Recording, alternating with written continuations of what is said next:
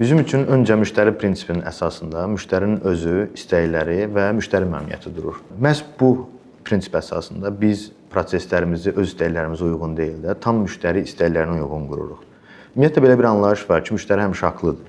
Mən bundan tam razıyam və amma eyni zamanda da başqa cür biraz düşünürəm. Mənə görə müştərinin sorğularını yerində cavablandırmaq təkcə vahid bir yanaşma deyil.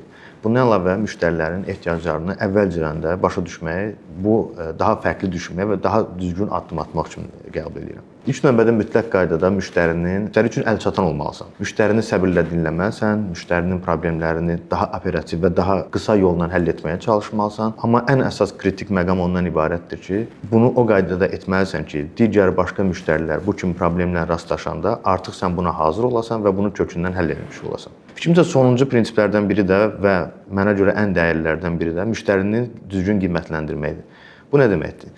Biz bilirik ki, müştərilərdən daim şikayətlər daxil olur, təkliflər daxil olur, amma biz həmişə qəbul etməliyik ki, bu kimi təklif və şikayətlər bizim üçün bir hədiyyədir. Yəni bu təkliflərin sayəsində biz daha da təkmilləşir və proseslərimizi öz beynimizdəki kimi deyil də müştəriyə uyğun olaraq qururuq. Ümumiyyətlə unutmamalıyıq ki, müştərilərimiz bizim uzun müddətli biznes tərəfdaşlarımızdır.